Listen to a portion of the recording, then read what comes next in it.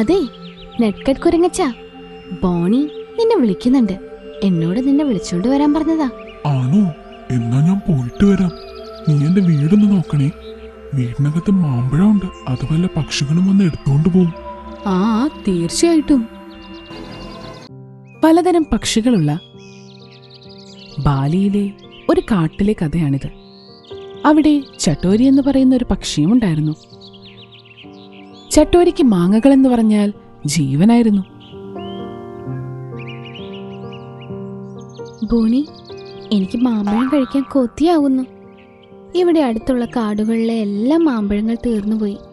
വാ, നമുക്ക് ദൂരെ ഏതെങ്കിലും കാട്ടിൽ പോയി മാമ്പഴമുണ്ടോ എന്ന് നോക്കിയിട്ട് വരാം. ചട്ടോരി, നീ ഇപ്പൊ തന്നെ 10 മാമ്പഴം കഴിച്ചു കഴിഞ്ഞു. ഇനി എത്ര എണ്ണം നീ കഴിക്കും? ഞാനെങ്ങുമില്ല. എന്റെ അമ്മ എങ്ങാനും അറിഞ്ഞ എന്നെ കൊന്നു കളയും. അയ്യേ, ഒന്നും സംഭവിക്കില്ല. നീ എന്റെ കൂടെ വന്നാ മതി. ഞാൻ സംസാരിക്കാം നിന്റെ അമ്മയോട്. പിന്നെ അതുമല്ല, നമ്മൾ ഇരുട്ടാവുമ്പോഴേക്കും തിരിച്ചു വരുമല്ലോ. നമ്മൾ അവിടെ പോയി അടിച്ചു പൊളിക്കും. നിനക്കും നിന്റെ ഇഷ്ടപ്പെട്ട ഭക്ഷണങ്ങളൊക്കെ കഴിക്കാലോ. അതെയോ? അപ്പൊ എനിക്കും എന്റെ ഇഷ്ടപ്പെട്ട എല്ലാ പഴങ്ങളും കഴിക്കാമല്ലേ?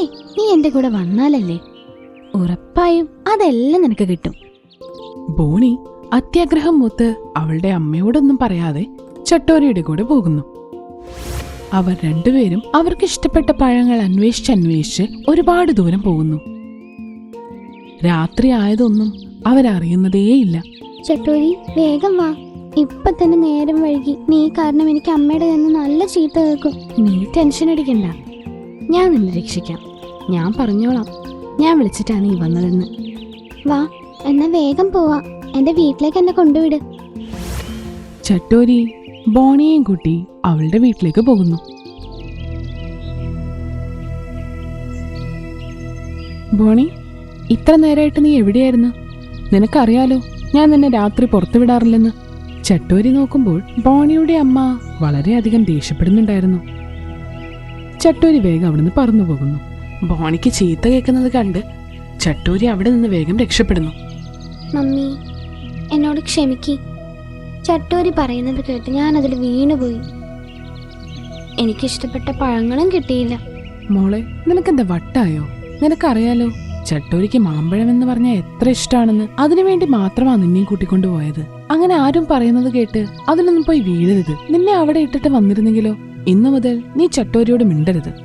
ആ അമ്മേ, എനിക്ക് ഇന്ന് മനസ്സിലായി. ചട്ടോരിക്ക് മാമ്പഴം മാത്രമേ ചിന്തയുള്ളൂ. അടുത്ത ദിവസം ബോണിയും ചട്ടോരിയുമായിട്ടുള്ള സൗഹൃദം അവിടെ തീരുന്നു. ചട്ടോരി തികച്ചും ഒറ്റപ്പെട്ടു പോകുന്നു. പിന്നെ അവൾ ചിന്തിക്കാൻ തുടങ്ങി, എല്ലാ മൃഗങ്ങളെയും പക്ഷികളെയും മണ്ടന്മാരാക്കി അവരുടെയൊക്കെ മാമ്പഴങ്ങൾ മോഷ്ടിച്ചാലോ എന്ന്.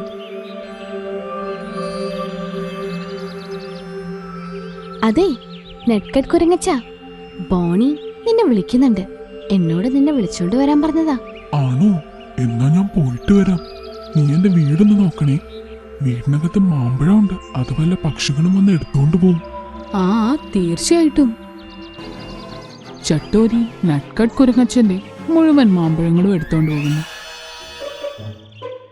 അപ്പോഴേക്കും നെറ്റ്കട്ട് കുരങ്ങച്ചൻ ബോണിയുടെ അടുത്തെത്തുന്നു. ബോണി, നീ എന്നെ വിളിച്ചിരുന്നോ? ചട്ടോരി അങ്ങനെ വന്ന് പറഞ്ഞല്ലോ. ഇല്ല കുരങ്ങച്ച, ഞാൻ വിളിച്ചിട്ടില്ലല്ലോ. പിന്നെ നീ എന്തിനാ നിന്റെ വീട് അങ്ങനെ തുറന്നിട്ട് വന്നത്? അങ്ങനെയല്ല, അവിടെ ചട്ടോരിയുണ്ട്. നിന്റെ വീട്ടിൽ മാമ്പഴം ഒന്നും ഇല്ലല്ലോ അല്ലേ? ആ, ഉണ്ടല്ലോ. നട്ട്കട്ടി കുരങ്ങച്ച, ഇപ്പോ നിന്റെ മാമ്പഴങ്ങളെല്ലാം ചട്ടോരി എടുത്തോണ്ട് പോയിട്ടുണ്ടാവും. അവൾക്ക് വല്ലാത്ത കുബുദ്ധിയാണ്. ഇപ്പോഴാണെങ്കിൽ മോഷ്ടിക്കാനും തുടങ്ങി. അവള് മാമ്പഴത്തിന് വേണ്ടി ഏതറ്റം വരെയും പോവും. അവർ വീട്ടിൽ ചെന്ന് നോക്കിയപ്പോഴേക്കും അവിടുത്തെ മാങ്ങകളെല്ലാം മോഷ്ടിക്കപ്പെട്ടിരുന്നു. ഇതുപോലെ ആ കാട്ടിലുള്ള എല്ലാ പക്ഷികളെയും മൃഗങ്ങളെയും അവൾ പറ്റിച്ച് മാമ്പഴങ്ങൾ മോഷ്ടിച്ചു. അങ്ങനെ ഈ പ്രശ്നം പരിഹരിക്കാൻ വേണ്ടി കാട്ടിലുള്ള എല്ലാ പക്ഷികളും മൃഗങ്ങളും ഒത്തുകൂടുന്നു. നിങ്ങൾക്ക് എല്ലാവർക്കും ഉറപ്പുണ്ടോ ചട്ടോരി തന്നെയാണ് ഈ മാമ്പഴങ്ങളെല്ലാം മോഷ്ടിക്കുന്നതെന്ന്? അതെ അതെ മഹാരാജാവേ, ഞങ്ങൾക്ക് എല്ലാവർക്കും ഉറപ്പുണ്ട്. നട്ട്കട്ടി കുരങ്ങച്ചന്റെയും ബാക്കി എല്ലാവരെയും മണ്ടന്മാരാക്കി അവരുടെ മാമ്പഴങ്ങളൊക്കെ മോഷ്ടിച്ചു. ഇപ്പൊ നിങ്ങളെല്ലാവരും എന്താണ് തീരുമാനിക്കാൻ പോകുന്നത്? ഈ വിഷയത്തിൽ എനിക്ക് നിങ്ങൾ എല്ലാവരുടെയും അഭിപ്രായം അറിയണമെന്നുണ്ട്. കാരണം നിങ്ങൾക്ക് എല്ലാവർക്കും ബുദ്ധിമുട്ടുണ്ടായിട്ടുണ്ട്. മഹാരാജാവേ, അവളെ ഈ കാട്ടിൽ നിന്ന് തന്നെ പുറത്താക്കണം. ഇല്ല ഇല്ല, അത് പറ്റില്ല. കാരണം ഇത് അവളുടെയും കൂടെ വീടാണ്. നമുക്ക് ഒരിക്കലും ഒരാളുടെ വീട് തട്ടിത്തെറിപ്പിക്കാൻ പറ്റില്ല. നമുക്കൊരു കാര്യം ചെയ്യാം, അവളോട് ആരും ഇനി മിണ്ടരുത്. അതുപോലെ തന്നെ ഒരു പരിപാടിക്കും അവളെ ക്ഷണിക്കാനും പാടില്ല. നോക്കാം അവൾക്ക് എന്തെങ്കിലും മാറ്റം വരുമോ എന്ന്. ആ മഹാരാജാവേ, അത് ശരിയാവും. എല്ലാവരും രാജാവ് പറഞ്ഞതനുസരിച്ചു. ആരും തന്നെ ചട്ടോരിയോട് സംസാരിക്കാനും വന്നില്ല, ഒരു പരിപാടിക്കും ക്ഷണിച്ചുമില്ല. അവളെല്ലാം മനസ്സിലാക്കി തുടങ്ങിയിരുന്നു. അവൾ വിഷമിക്കാൻ തുടങ്ങി. എന്നോട് ഇനി ആരും മിണ്ടില്ലെന്നാ തോന്നുന്നത്. എന്റെ ഭാഗത്തുനിന്ന് വലിയൊരു തെറ്റാ സംഭവിച്ചിരിക്കുന്ന. ഇനി ആകെയുള്ള വഴി മഹാരാജാവിനോട് പോയി പറയുന്നതാ. അദ്ദേഹത്തിനെ വല്ലതും ശരിയാക്കാൻ പറ്റുള്ളൂ. ചട്ടോരി മഹാരാജാവിന്റെ അടുത്തേക്ക് ചെല്ലുന്നു. മഹാരാജാവേ, എനിക്ക് മാപ്പ് തരണം. എനിക്കെന്റെ തെറ്റ് മനസ്സിലായി. ഈ കാട്ടിൽ ആരും തന്നെ എന്നോട് ഒരു വാക്ക് പോലും മിണ്ടുന്നില്ല. ആരും ഒരു കാര്യത്തിനും എന്നെ ക്ഷണിക്കുന്നുമില്ല. ഞാൻ ഇനി ഒരിക്കലും മോഷ്ടിക്കില്ല. ഞാൻ മാമ്പഴം കഴിക്കുന്നത് പോലും നിർത്തുക. അതൊന്നും വേണ്ട. ആരും തന്നെ നിന്റെ മാമ്പഴം കഴിക്കുന്ന ശീലം കൊണ്ടല്ല ബുദ്ധിമുട്ടിയിരിക്കുന്നത്, നിന്റെ മോഷണം കാരണമാണ്. ഇപ്പൊ നിനക്ക് നിന്റെ തെറ്റ് തിരിച്ചറിഞ്ഞു എന്ന് ഞാൻ ഇനി എല്ലാവരോടും പറഞ്ഞേക്കാം. മഹാരാജാവ് എല്ലാവരെയും വിളിച്ചുകൂട്ടി ചട്ടോരിയുടെ കാര്യങ്ങൾ പറയുന്നു. എല്ലാവരും ചട്ടോരിയോട് ക്ഷമിക്കുന്നു. അതിനുശേഷം എല്ലാവരും ഒത്തൊരുമിച്ച് സന്തോഷത്തോടെ അവിടെ കഴിയുന്നു. ഈ ഇല ഞാൻ നിനക്ക് വേണ്ടിയാ കൊണ്ടുവന്നേ മിട്ടു. ഈ ഇലയുടെ ഉപയോഗം എന്തെന്നാൽ കണ്ണ് കാണാത്തവരുടെ കണ്ണിൽ ഇതിന്റെ ചാറുവച്ചാൽ അവർക്ക് കണ്ണ് കാണും. പക്ഷെ നല്ല കണ്ണിൽ ഈ ചാറുവച്ചാൽ അവരുടെ കാഴ്ച നഷ്ടപ്പെടും.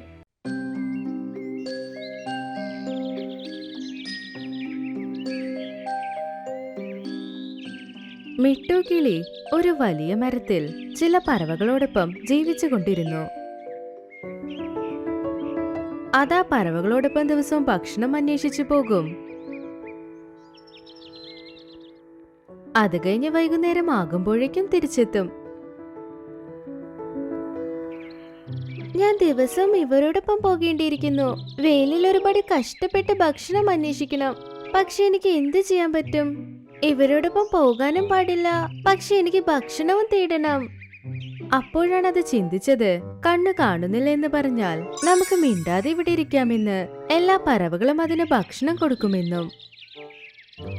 എനിക്ക് കണ്ണ് കാണുന്നില്ല, അയ്യോ, എനിക്ക് ഒന്നും കാണുന്നില്ല, അയ്യോ. അതിന്റെ ബഹളം കേട്ട് മറ്റുള്ള പറവകളെല്ലാം അവിടെ എത്തി. എനിക്ക് ഒന്നും കാണുന്നില്ല. രാവിലെ സൂര്യൻ ഉദിക്കുന്നത് ഞാൻ കണ്ടതാ, അതുകൊണ്ട് എനിക്കിങ്ങനെ ആയെന്ന് തോന്നുന്നു, അയ്യോ. അങ്ങനെ പറഞ്ഞ് ആ കൊമ്പിൽ നിന്ന് വീഴാൻ നോക്കി. സൂര്യനെ കാണുന്നത് കൊണ്ട് ആർക്കെങ്കിലും കാഴ്ച നഷ്ടപ്പെടുമോ? എനിക്കറിയില്ല, പക്ഷെ എനിക്ക് ഒന്നും കാണുന്നില്ല. എനിക്ക് ഇപ്പൊ വെള്ളം ഭക്ഷണമൊക്കെ ആരാണ് കൊണ്ടുവന്ന് തരിക? അതിങ്ങനെ കഷ്ടപ്പെടുന്നത് കൊണ്ട് എല്ലാ പറവകൾക്കും ഒരുപാട് വിഷമമായി. ടീനു പറവ പറഞ്ഞു, മിട്ടു, നീ ഒന്നുകൊണ്ട് പേടിക്കണ്ട. നിന്റെ കാഴ്ച ഇപ്പൊ നിനക്ക് തിരിച്ചു കിട്ടുമോ? അതുവരെ ഞങ്ങൾ എല്ലാരും നിനക്ക് ഭക്ഷണവും വെള്ളവും എല്ലാം കൊണ്ടുതരാം. ഇല്ല, എനിക്ക് കഷ്ടപ്പെട്ട് കഴിക്കാനാ ഇഷ്ടം. ഞങ്ങൾക്കറിയാം നിനക്ക് കഷ്ടപ്പെടുന്നത് ഇഷ്ടാണെന്ന്. നിനക്ക് അത്രയ്ക്ക് വിഷമമുണ്ടെങ്കിൽ ഞങ്ങൾ ഭക്ഷണം അന്വേഷിച്ച് വരുന്നവരെ ഞങ്ങളുടെ കൂട്ടിലെ മുട്ടകൾ നോക്കിക്കോ. അപ്പൊ കുറിച്ച് നിന്റെ വിഷമവും മാറും. എന്നാൽ ഇവൾ അന്ധയായില്ലേ, ഇനി എങ്ങനെ കൂടെ സംരക്ഷിക്കാൻ കഴിയും? ഇവളിവിടെ ഇരിക്കുന്ന കണ്ടേ തീർച്ചയായും പൂച്ച നമ്മുടെ കൂടിനടുത്ത് വരില്ല. എന്തെന്നാൽ ആ പൂച്ചയ്ക്ക് ഇവൾക്ക് കണ്ണു കാണാത്ത കാര്യം അറിയില്ലല്ലോ. ഒരുപക്ഷെ നിങ്ങൾ കൂട്ടിനെ കാവലാക്കുന്നുണ്ടെങ്കിൽ ശരി, ഞാൻ നോക്കിക്കോളാം. ഇതെല്ലാം പൂച്ച ആരും അറിയാതെ കേട്ടുകൊണ്ടിരുന്നു. എല്ലാ പറവകളും മിട്ടുവിനെ മരത്തിലാക്കിയിട്ട് പോയി.